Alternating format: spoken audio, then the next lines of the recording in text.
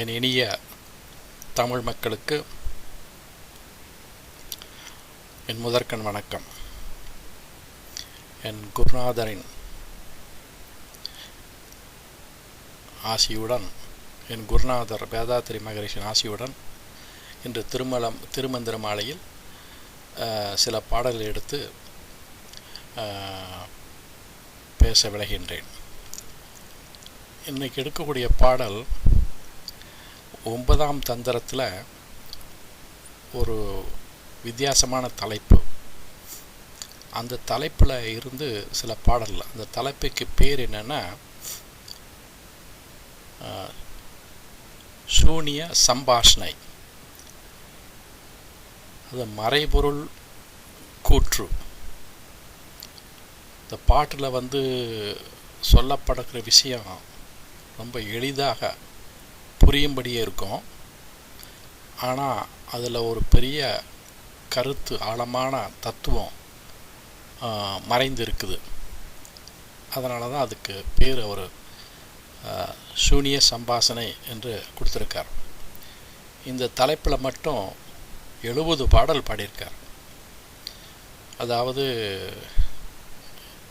இந்தியாவில் இந்தியாவில் மட்டும் இல்லை, எங்கே இருந்தாலும் சரி, இயற்கையில் காணக்கூடிய பொருள்களை வைத்து, இப்போ ஒரு மலையை பார்த்தாருன்னா அதை பற்றி பாடுறாரு, காய்கறிகளை பற்றி பாடுறாரு, அப்புறம் இந்த ஏற்றம் இறைப்பாங்கள்ல, அந்த காலத்தில் ஏற்றம் இறைப்பாங்க. ஏற்றம் இறைத்து தண்ணியெல்லாம் கிணத்துலேருந்து அந்த ஒரு பெரிய ஒரு பேரல் ஷேப்பில் இருக்கும், அதில் தண்ணியை மொண்டு அதை அந்த வயலுக்கு பாய்ச்சுவாங்க. அதை பற்றி பாடுறார். அதில் 2 கயிறு இருக்கும் இல்லையா. ஒரு கயிறு அவன் அந்த ஏற்றம் என்ன சொல்கிறது, ஏற்றத்தை செயல்படுத்துகிறான்ல, அவனுடைய கையில் 2 கயிறு இருக்கும். ஒரு கயிறு கீழே போகும், ஒரு கயிறு பிடிச்சி இழுத்துக்குவான். அந்த மாதிரி மாறி மாறி விடுவான். அது எதுக்குன்னா, இந்த மூச்சு பயிற்சி பண்ணுறோம்ல, மாறி மாறி, அதாவது இடைக்கிளை பெண்களை வழியாக மூச்சு பயிற்சி பண்ணுறோம்ல, அதை குறிக்கிறதுக்காக அந்த மாதிரி ஒரு கருத்தை, அந்த மாதிரி ஒரு இயற்கையான ஒரு தன்னால் கண்டதை எடுத்து பாடுறாரு. அப்புறம் கனிகளை பார்க்குறாரு, அதை வைத்து பாடுறாரு. அப்புறம் பனை மரத்தை பார்க்குறாரு, அதை வைத்து பாடுறாரு. இப்படியே பல பாடல் இருந்தா, கண்டதெல்லாம் பார்க்குறதெல்லாம் அவர் பாடலாக பாடுறாரு. இன்றைக்கி ஒரு 2 பாடல் எடுத்துக்கிறேன். என்ன, பனை மரத்தை வைத்து என்ன பாடியிருக்காரு, அப்புறம் காய்கறிகள், பழங்கள், இதை வைத்து என்ன ஒரு பாட்டு பாடியிருக்காரு. இப்படி பார்ப்போம். நல்லா கேட்குறதுக்கு நல்லாயிருக்கும், ஆனால் புரியறதுக்கு கஷ்டம். கொஞ்சம் சிரமப்பட்டு தான், அதுக்கு புத்தகம்லாம் இல்லைன்னா புரியவே முடியாது, அல்லது யாராவது சொன்னால் தான் புரியும். இதெல்லாம் 2 அர்த்தம் உள்ள பாடல்கள். சரி, இப்போது ஒரு பாடலை பார்ப்போம். இந்த பாடலைன்னா பனை மரத்தை பார்க்குறாரு, அதை பற்றி பாடுறாரு. இந்த பனை மரம் எல்லாம் பார்த்துருப்பீங்க இல்லையா. Bomb tree, Indian bomb tree நம்ம நீட்டமாக, அதாவது நுங்கு மேலே இருக்கும். அதாவது பனை மரத்தில் பல வகை இருக்குது. பாம் ட்ரீயில் பல வகை இருக்குன்னு வச்சிங்களேன். இங்கே பாம் ட்ரீ அமெரிக்காவில் ரொம்ப விசேஷம். அதாவது நம்ம ஊர் பனை மரம் இங்கே கிடையாது. இங்கே ஃப்ளோரிடா சைடும் அப்புறம் கலிஃபோர்னியா சைடும் நிறையா பாம் ட்ரீ இருக்குது. நம்ம ஊரில் இருக்க பனை மரம் நுங்கு தரக்கூடியது. அந்த நுங்குலேருந்து என்ன செய்வாங்க, பனை மரத்துக்கு கீழே பால் குடித்தா கூட அது கல் குடித்த மாதிரி சொல்லுவாங்களே, அதுபோல் கல் தயாரிப்பாங்க. அதாவது பதநீர், கல், இதெல்லாம் தயாரிப்பாங்க இல்லையா. அப்புறம் அந்த அந்த மாதிரி அந்த அந்த பனைமரத்தில் அந்த ஓலைகள் இருக்குல்ல, அந்த ஓலைகளை பார்க்குறாரு. அதில் ஒரு கற்பனை, ஏன்னா இந்த பனைமரம் எவ்வளோ உயரமாக இருக்குன்னு எல்லாத்துக்கும் தெரியும். நம்ம ஊர் பனைமரம் ரொம்ப உயரம். அந்த மாதிரி உயரம் உள்ள பனைமரம் இங்கே இல்லை. இங்கே வந்து இருக்குது அது ஒரு பாதி உயரம் தான் இங்கே தான் இருக்குது. அது வெவ்வேறு வகையாக இருக்குது வேறு. இப்போ அவர் அந்த பாடலை எப்படி பாடுறாருன்னா, இந்த பனைமரத்தை வந்து ஒரு ஏணி மாதிரி நினச்சிக்கிறார். என்ன ஏணி மாதிரி நினச்சிக்கிட்டு பாடுறார். அந்த இதழ்கள் இருக்குல்ல, பனைமரத்தின ஓலைகள்னு சொல்கிறோம்ல, அந்த ஓலைகள் வந்து அந்த சக்கரத்தில் இருக்க இதழ்கள் மாதிரி நினச்சிக்கிட்டு இந்த பாட்டை அமைச்சிருக்கார். இந்த பனைமரத்தை வந்து இப்போ ஓலைகள் வந்து அதாவது உயரத்தில் இருக்கும் இல்லையா, அதுவே நீங்கள் மாற்றி போட்டதுமா வச்சுக்கோங்களேன், அந்த ஓலைகள் கீழே இருக்கிற மாதிரி நினச்சிங்களேன். என்ன அந்த மாதிரி 4 ஓலைகள் இருக்கிறதாக கற்பனை பண்ணிக்கிட்டிங்கன்னா அதில் வந்து ஆரம்பிக்கிறார் இந்த பாட்டு. ஓகே, பார்ப்போம் எப்படின்னு. 6 தெருவில் அகப்பட்ட சந்தியிர். 6 தெருவில் அகப்பட்ட சந்தியிர். சாறு படுவன 4 பனையுள. ஏறுதற்கு அரியதோர் ஏனீட்டு அப்பனை ஏறலுற்றேன் கடல் ஏழும் கண்டேனே. ஓகே, இந்த இடத்துல கடலையும் சேர்த்துக்கிறார். பாருங்க என்னென்ன சேர்த்து பாருங்க. தெரு, சந்தி, பனை, அப்புறம் ஏணி, கடல், இந்த 4 எல்லாம் இதில் இருக்குது. இப்போது இந்த பாடலுக்கு ஒவ்வொரு வரிக்கும் அர்த்தம் பார்ப்போம். 6 தெருவில் அகப்பட்ட சந்தியர். சந்திங்கிறது என்னன்னா ஒரு கூடுமிடம்.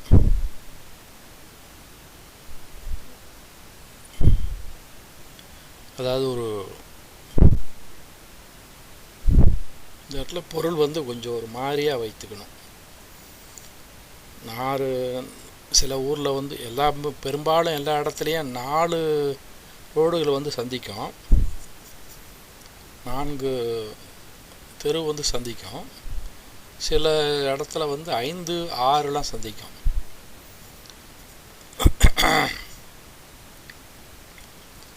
அந்த மாதிரி சந்திக்கிற மாதிரி ஒவ்வொரு தெருவும் ஒரு பனை ஓலைக்கு சம்பந்தமாக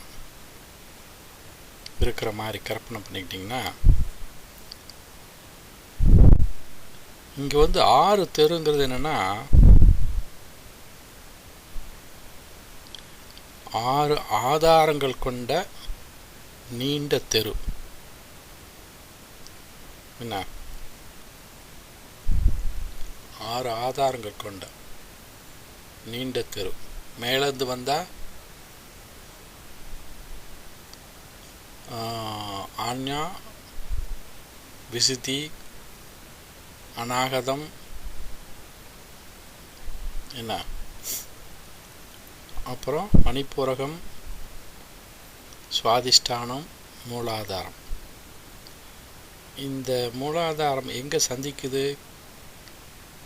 அந்த மரத்துக்குடைய கீழே சந்திக்குது. பனை மரத்தினுடைய கீழே இருக்குது. அந்த கீழே வந்து அந்த மரத்தை தலைகீழாக போட்ட மாதிரி நினச்சிக்கிட்டிங்கன்னா கீழே 4 பனை ஓலைகள் இருக்குது. நிறைய பனை ஓலை இருக்குது, ஆனால் நம்ம எடுத்துக்கிறது 4 எடுத்துக்குவோம். 4 பனை ஓலை. 2வது வரியில் பார்த்தீங்கன்னா தெரியும். 6 தெருவில் அகப்பட்ட சந்தியர் சாறு படுவன 4 பனை ஓலை.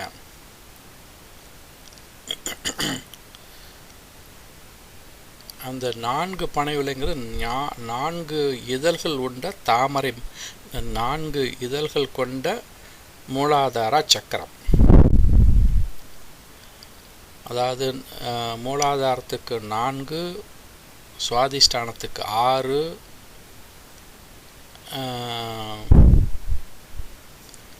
அப்புறம் மணிப்புரகத்துக்கு 8, 10, அப்புறம் 12, அப்புறம் 2, ஆக மொத்தம் 50, 51 வரும்.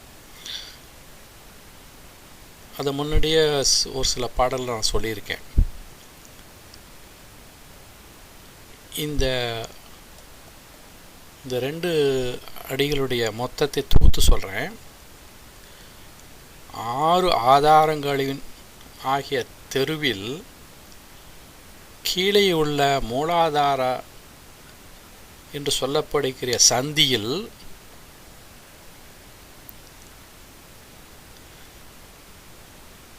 பக்குவமடையாத போது இருள் முகமாக தொழில் செய்கிற 4 இதழ்கள் ஆகிய பனைகள் உள. இந்த இடத்துல அந்த இதழ்களையும் அந்த கீத்தே பனைகள்னு சொல்கிறார். அதாவது இருள் முகமாக செயல்படுகின்ற அப்படின்னு என்ன அர்த்தம்னா, இந்த 4 இதழ்கள் உள்ள மூலாதாரத்தில் குண்டலினி சக்தி தூங்கிட்டு கிடைக்கும். அது தட்டி எழுப்பாத வரையிலும் நமக்கு எந்த விதமான இந்த ஒரு என்ன சொல்கிறது ஒளிமயம் ஏற்படாது. அது இருண்ட உலகம். அதுதான் சொல்கிறார், இருள் முகமாக. அது மாதிரி ஒரு சக்தி தூங்கிட்டு இருக்குது. அதை இருள் முகம்னு சொல்கிறார். அது தட்டி எழுப்புனாதான் ஒவ்வொரு சக்கத்துக்கு போகும்போதெல்லாம் ஒளியை உண்டாக்கும். ஏன்னா அதுதான் இந்த 2 வரியிலையும் சொல்கிறார். அப்புறம்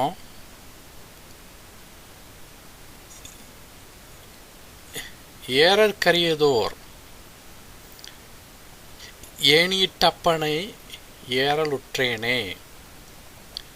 அதாவது மேலே ஏறுவது,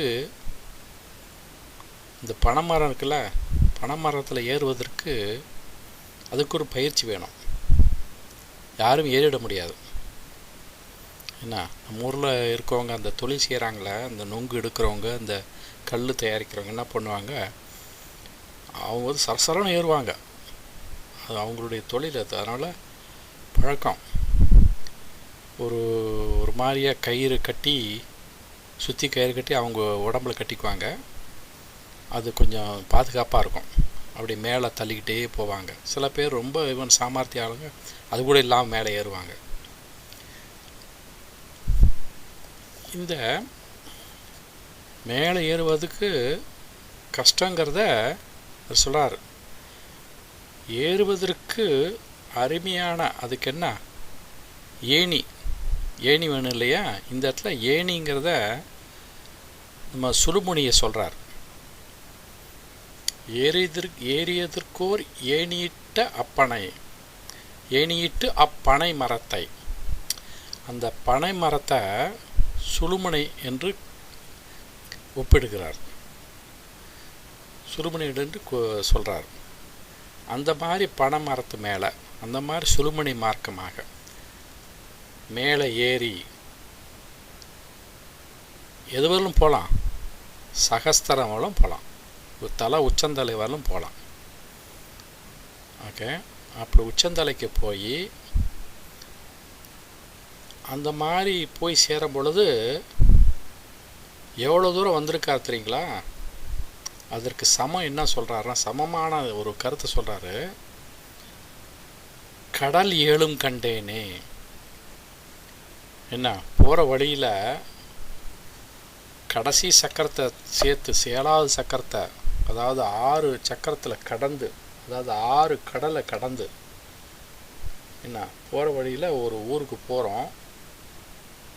என்ன இந்த காலத்தில் சொல்லுவாங்க, கப்பலில் தான் போவாங்க, பிளெயின் இல்லாத சமயத்தில். விவேகானந்தர் கூட இந்தியாவில் வந்து இங்கே வரும்போது கப்பலில் தான் வந்தார்.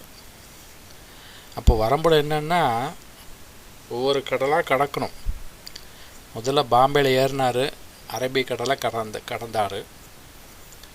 அப்புறம் இந்த அரேபிய கடல் இருக்கும், அதாவது இந்த மெடிட்டேரியன் ஷீ அந்த மாதிரி ஒரு லண்டன் பக்கம் போகிறது. அப்புறம் அட்லாண்டிக் ஓஷன், இப்படியே ஒவ்வொரு கடலே கடந்து வரணும் இல்லையா. உலகத்தில் வந்து பல இது இருக்குது இல்லையா, like Atlantic ocean, Pacific ocean, Indian ocean, வங்காள விரிகுடா, அப்புறம் அரபிக்கடல், இப்படி நிறையா இருக்குது. இந்த இடத்துல 7 கடலுங்கிறது 7 சக்கரம், அதாவது சகசர தலத்தை சேர்த்து 7 சக்கரம். அந்த மொத்த 7ஐயும் கண்டேன் அப்படின்னு முடிக்கிறார். இன்னொருத்தர் இந்த பாட்டை பாடுறேன். 6 தெருவில் அகப்பட்ட சந்தீர், சாறுபடுவன 4 பனையுள, ஏறுதற்கு அரியதோர் ஏனிட்டு அப்பனை மரத்தை அப்பனை ஏறலுற்றேன் கடல் 7ம் கண்டேனே என்று முடிக்கிறார். ஸோ இப்போ இதில் வந்து நல்லா பாட்டு ரொம்ப சுலபமாக முடியும். ஆனால் அந்த கருத்து தான் நான் எவ்வளோ முக்கியங்கிறது நான் சொல்ல வரேன். பாட்டு ரொம்ப சுலபமாக தெரியுது இல்லையா. அதாவது என்னென்னா, இந்த மூலாதாரத்தில் மூல வாயுன்னு சொல்லுவாங்க, அதுக்கு பேர் மூலாக்கினின்னு பேர். அந்த மூலாக்கினியை சுழுமுனை வழியாக மேலே செலுத்தும் பொழுது இந்த ஆதார சக்கரங்களாக ஆதாரங்கள்லாம் ஒன்றுபட்டு நல்ல ஒளிமயமாக விளங்கும் என்ற ஒரு கருத்து தான் இதை சொல்கிறார். வச்சுங்களா. ஸோ இன்னொரு பாடல், இந்த பாடலில் காய்கறிகளை பற்றியும் பழங்களை பற்றியும் தோட்டத்தை பற்றி பேசுகிறார். ஓகே, அதை பார்ப்போம். வழுதலை வித்திட பாகன் முளைத்தது, புழுதியை தோண்டினேன் பூசணி பூத்தது, தொழுது கொண்டு ஓடினோர் தோட்டக்குடிகன், முழுதும் பழுத்தது வாழைக்கனியே.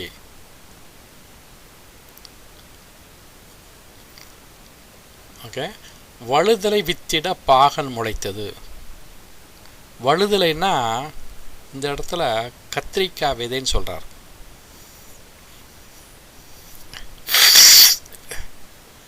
கத்திரிக்காய் விதை விதைச்சேன், ஆனால் பாகற்காய் விளைந்தது. பாகற்காய் வந்து கசப்பாக இருக்கும் இல்லைங்களா. இந்த பாகற்காய்க்கு இவர் என்ன சொல்றாருன்னா வைராகியன்னு சொல்றார். அந்த பொருள் கொடுக்குறாங்க. அதாவது ஆன்மீக நாட்டத்தில் ஈடுபட்டு அதுக்கு பயிற்சி செய்ய வந்தேன், அதுதான் வழுதலை வித்திட்டேன், பாகற்காய் முளைத்தது. வழுதலை வித்திட பாகன் முளைத்தது. ஞானத்தை தேடி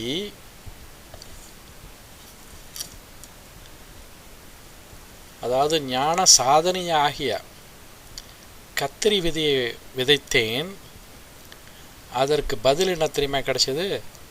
வைராக்கியமாக பாகற்கொடி தோன்றியது.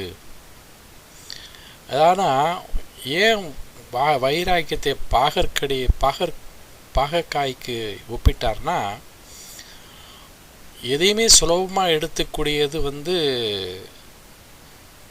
சரி இன்னைக்கு செஞ்சால் போதில், இன்னைக்கு இல்லைனா நாளைக்கு செய்யலாம் அப்படின்னு இந்த ஒரு மந்தமான நமக்கு ஒரு வேகம் இருக்கும் இல்லையா, எதுலேயுமே ஒரு உறுதி இருக்காது. அதை அதுக்கு நேர்மாறாக என்னென்னா ஒரு வைராகியம், ஒரு ஆம்பிஷன், இதை நான் அடைந்தே தீருவேன் அப்படிங்கிற ஒரு வைராகியம். அந்த வைராகியத்தை கசப்பு சுவைக்கு ஈடாக பேசுகிறார். அதனால தான் பாகற்காய் போட்டார். இந்த வைராகியத்தை வளர்த்து கொள்வது என்பதே கடினம். இந்த ஆன்மீக துறையில் நான் ஈடுபட்டு விட்டேன். ஞானத்தை தேடி யாத்திரை கிளம்பி விட்டேன். யாத்திரைங்கிறது என்னென்னா ஒரு ஜேர்னி. அந்த யாத்திரையில் எப்படியும் இப்போ கைலாயத்துக்கு போகிறாங்க. கைலாயத்துக்கு யாத்திரை போயிட்டு வந்தாங்கன்னா எவ்வளோ கஷ்டம் தெரியுங்களா? நமக்கு பார்த்தா சுலபமாக தெரியுது. ஆனால் அது மலை உச்சியில் இருக்கிறனால பல குளிரை தாண்டி, ஏன்னா பஸ் வசதி கிடையாது, ரோடெல்லாம் அவ்வளோ இல்லை இல்லையா. கைலாய மலை வந்து கிட்டத்தட்ட அந்த மலை உச்சி வந்து ரொம்ப உச்சிக்கு யாரும் போகிறதில்ல. அந்த அந்த மலையை சுற்றிலும் அந்த இடத்துக்கு போகிறதுக்கு அந்த இடத்துல வந்து எவ்வளோ உயரம், 14,000 அடி உயரம்னு நினைக்கிறேன். நம்ம இமயமலையில் போய் அந்த இடத்துக்கு போயிட்டு வரத்துக்குள்ளே எவ்வளோ கஷ்டத்தை நம்ம வந்து நான் குளிரை அனுபவிக்கிறோம். குளிரை பொறுத்துக்கணும். அதுக்கு இந்த சாப்பாடு கிடைக்கிற நோய்வாடு படக்கூடாது. சரியான போக்குவரத்து வசதி கிடையாது. சரி, இது அமெரிக்காவில் என்ன பண்ணுறாங்கன்னா நல்ல முறையில் ரோடெல்லாம் போட்டாங்க. இங்கே கூட ஒரு தடவை கலராடாவில் ஒரு மலையினுடைய உச்சிக்கு போயிட்டு வந்தோம். நல்லா ரோடு போட்டிருக்காங்க. 30 மைல் தூரம் தான், ஆனால் 3 மணி நேரம் ஆச்சு போகிறதுக்கு. ஏன்னா வளைவாக போகும்போது அதுவும் கோடை விடுமுறை போனால் பனி இருக்குது, ஆனால் குளிரவே இல்லை, நல்லா இருக்குது. நம்ம ஊரில் அப்படி கிடையாது. நம்ம ஊர் உயரம் அதிகம். ஏன்னா 14,000 அடின்னு நினைக்கிறேன் அந்த ஏன்னா மானசரோவர் ஏரி இருக்கிற இடம். ஏன்னா எவரெஸ்ட் வந்து 28,000 28,000 அடி தூரத்தில் உயரத்தில் இருக்குது. ஆனால் இந்த மானசரோவர் ஏரி வந்து 14,000 அடின்னு நினைக்கிறேன். ஸோ இந்த மாதிரி எவ்வளோ கஷ்டத்தை பொறுத்து போகிறோம். அது ஒரு வைராகியம் தானே. அந்த வைராகியத்தை தான் பாகற்காய்க்கு சமமாக சொல்கிறார். கசப்பான ஒரு அனுபவம். ஓகே, அதுதான் சொல்கிறார். ஸோ வழுதலை வித்திட பாகன் முளைத்தது, புழுதியை தோண்டினேன் பூசணி பூத்தது. புழுதியை தோண்டினேங்கிறதுனா தோண்டி எடுக்கிறதா தத்துவ ஆராய்ச்சியில் இறங்கினேன். எது ஆன்ம ஞானத்தை பற்றிய தத்துவ ஆராய்ச்சியில் இறங்கினேன். அதை வந்து அதுக்கு என்ன கடைசியில் அதுக்கு விளைவு என்ன தெரியுமா? பூசணி பூத்தது. அந்த தத்துவ ஆராய்ச்சி எங்கே ஆரம்பித்தேன் தெரியுமா? மூலாதார சக்கரத்தில் ஆரம்பித்தேன். அங்கே ஆரம்பித்தது, அங்கேருந்து இந்த சக்தி மேலே போய் கடைசியில் எங்கே போய் சேர்ந்தது? பூசணி பூத்தது. அந்த சகஸ்ர தலத்தினுடைய இந்த மலர்கள் வந்து பூத்தது. பூசணி மலர் வந்து மஞ்சள் கலரில் இருக்கும். நம்ம ஊரில் இந்த சமயத்தில் வரும், அதாவது மார்கழி மாதத்தில் வரும். நம்ம இப்போ வீட்டில் இருக்க பெண்கள்லாம் என்ன பண்ணுவாங்க? காலையில் எழுந்திரிச்சு மார்கழி பூரா அந்த பொங்கல் முடிகிற வரலாம் வீட்டுக்கு முன்னாடி இந்த செம்மண்ணில் தயாரித்த அந்த பொருளை வைத்து நல்லா கோலம் அழகாக போட்டு, அப்புறம் அந்த ஒரு மாட்டு சாணத்தை எடுத்து அந்த கோலத்துக்கு நடுவரில் வச்சு அதில் இந்த மஞ்சள் பூ வைப்பாங்க, பூசணி பூவை. அந்த பூ வந்து நான் ஊரில் இருக்கும் பொழுதெல்லாம் நான் காலையில் தோட்டத்துக்கு போய் குளிச்சுட்டு தினமும் கொண்டு வருவேன். அதுதான் அந்த ஞாபகம் எனக்கு வருது. அந்த பூ வந்து இப்போ நிறைய கிடைக்கும். அந்த பூசணி பூ இப்போ இந்த மாதம் ஜனவரி வரலும் வரும், ரொம்ப நிறையாவே வரும். அந்த பூவை தான் சொல்கிறாரு. அந்த பூவுக்கு இதுக்கு சமமாக என்ன சொல்கிறாருன்னா, சகசரத்தில் இருக்க அந்த இது இருக்குல்ல, அந்த 1000 இதழ்கள் இருக்கணுமா, அது வந்து மேல் நோக்கி திரும்பும். அதுதான் இந்த மலர்றது அப்படிங்கிறது. ஆச்சா? என்ன மூலாதாரத்தில் தத்துவ ஆராய்ச்சி தொடங்கினேன். கடைசியில் ஒளிமயமாக மஞ்சள் ஒளியுடைய சகசர தலமாகிய அந்த இடத்துல பூசணி மலர் மலர்ந்தது. இதனால் என்ன ஆகுதுன்னா, இப்போ தொழுது கொண்டு ஓடினோர் தோட்டக்குடிகன், இந்த 3வது அடி, தொழுது கொண்டு ஓடினோர் தோட்டக்குடிகன். இப்போ தோட்டத்தில் நம்ம வந்து பயிரிடுறோம். பயிரிடும்போது என்ன பண்ணுவோம்? அது நல்லா வளருன்னா களை எடுக்கணும், அப்புறம் உரம் போடணும். அப்புறம் உரம் போடுறதுக்கு அதுவும் தவிர இந்த பூச்சி மருந்து அடிப்பாங்க. ஏன்னா பூச்சிகள் வந்து தொல்லை கொடுத்துட்ருக்கோம், சரியான பயிர்கள் வளராத அளவுக்கு இடைஞ்சல் கொடுத்துட்ருக்கோம். அதனால் பூச்சி மருந்து அடித்து அந்த பூச்சியெல்லாம் கொல்லுவாங்க. அதுதான் இந்த இடத்துல சொல்கிறார், தோட்டக்குடிகன் தொழுது கொண்டு ஓடினோர். பூச்சி மருந்து அடித்தா பூச்சியெல்லாம் ஓடிடும். இல்லைங்களா? என்ன, அதனால் அதே போல் களைகள் எடுத்தால் களையும் ஒரு கர்ம வினை. என்ன, அது ஒரு அந்த பயிர் நல்லா வளராத அளவுக்கு, ஏன்னா உரம் போட்டோம்னா அந்த சத்தம் அது இழுத்துக்கும், அந்த பயிருக்கு அது சரியாக போய் சேராது. அதனால் களை எடுக்கிறது சொல்லுவாங்க. அதை தான் இந்த தோட்டக்குடிகன் தொழுது கொண்டு ஓடினோர் தோட்டக்குடிகன். அதற்கு நம்ம உடம்பில் என்ன சொல்கிறாருன்னா, இந்த சக்தியானது சகசர தலத்துக்கு போய் சேர்ந்த பிறகு சிவனும் சக்தியும் சேரும் பொழுது என்ன ஆகுனா, அந்த அந்த பேரானந்த அனுபவம், அந்த அமுதம் சொரியக்கூடிய இடம், அதனால் ஏற்படக்கூடிய பேரானந்த அனுபவம், அந்த நிலையை நம்ம அடையும் பொழுது நம்ம உடம்புக்குள்ள இருக்கிற ஒழிஞ்சிட்ருக்கிற அதாவது பாவ வினைகள் நம்மளை விட்டு ஓடி ஒளிஞ்சிரும் அப்படிங்கிறது தான். என்ன, தோட்டக்குடிகன் தொழுது கொண்டு ஓடினார். அதாவது சரீரமாகிய தோட்டத்தில் என்ன நம்ம அடிகளை வணங்கி கொண்டு நம்ம வினைகள்லாம் ஓடி ஒளிந்து விடும் அப்படிங்கிறத இந்த இடத்துல சொல்கிறாரு. அப்புறம் கடைசி அடியில் என்ன சொல்கிறாரு, முழுவதும் பழுத்தது வாழைக்கனியே. ஸோ கடைசியாக நம்ம இது அனுபவிக்கிறது என்ன தெரியுமா, முழுவதும் பழுத்தது வாழைக்கனி. வாழைக்கனிங்கிறது சிவம் என்ற ஒரு அழகான ஒரு சுவையான பழத்தை நமக்கு கடைசியில் கிடைக்குது. சிவப்பழம் அப்படின்னு சொல்லுவாங்க. ஏன்னா வாழ்வில் தலைமை அழிக்கும் சிவமாகிய கனி கிடைத்தது. இந்த இடத்துல வாழைக்கனி அப்படின்னா சிவப்பழம் அப்படிம்பாங்க. ஒருத்தரை பார்த்தா நல்லா சிவப்பழமாக இருக்காரியா அப்படிம்பாங்க. அவங்க முகத்தை பார்த்தா தேஜஸ் வலியும். இந்த தேஜஸ் எப்படி தெரியுமா, ஓஜஸ்ங்கிறது தான். ஓஜஸ்னா இந்த குண்டலினி சக்தியினுடைய எசன்ஸ். அந்த சக்தியை வீணடிக்காமல் ஜெயம் பண்ணி மேல் நோக்கி கொண்டு போனால் அந்த ஓஜஸ் உடம்பில் தேஜஸ் உண்டு பண்ணும். ஓகே, அதுதான் இதில் மறைமுகமாக சொல்லப்படும். அவங்கள தான் சிவப்பழம் அப்படிம்பாங்க. ஆச்சுங்களா?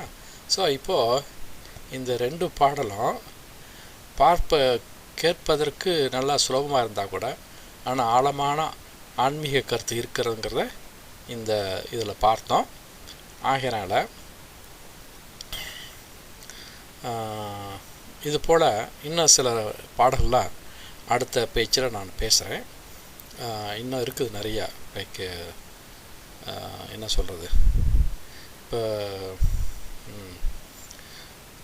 நான்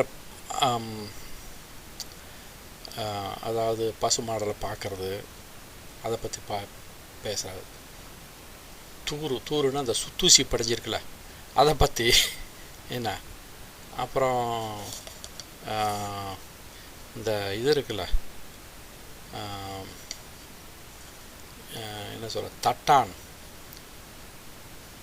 தட்டான்னா அந்த நகையெல்லாம் செய்கிறாங்களா அவங்க, அப்புறம் பசுக்கள், அப்புறம் நாற்றங்கால், கழனி, அப்புறம் இந்த மாதிரி, அப்புறம் மலை மேல் மழை பெய்ய, மானு பற்றி, அப்புறம் நிறைய இருக்குது. என்ன, குறுநெறி நிறைய வச்சு இப்படி அடிக்கிட்டே போகலாம். அவ்வளோ விஷயம் இருக்குது. ஏன்னா 70 பாடல் இல்லையா, ஆனால் நிறையா இருக்குது.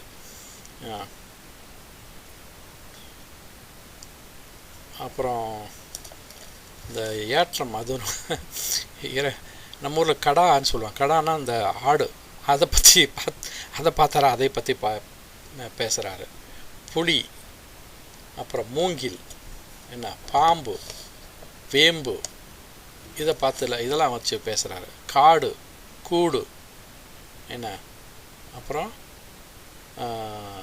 கூகை, பாம்பு, கிளி, பூனை, நாகை, இதை பற்றி வைத்து பாடுறாரு. பறவை, அப்புறம் துருத்தின்னா இந்த இது என்ன சொல்கிறது, துருத்தின்னா நம்ம ஊரில் கொல்லம்பட்டையில் துருத்தியை வச்சு தான் இந்த நெருப்பு ஊட்டி ஊதுவான். என்ன, அதுக்கு இந்த ஊரில் பெல்லோன்னு சொல்லுவாங்க, ஃபயர் பிளேஸ் பெல்லோ. அது துருத்தி வச்சு பாடுறாரு. பருந்து, கிளி, என்ன, இதை வச்சு பாடுறாரு. பூதம், அதையும் வச்சு என்ன. அக்கறை,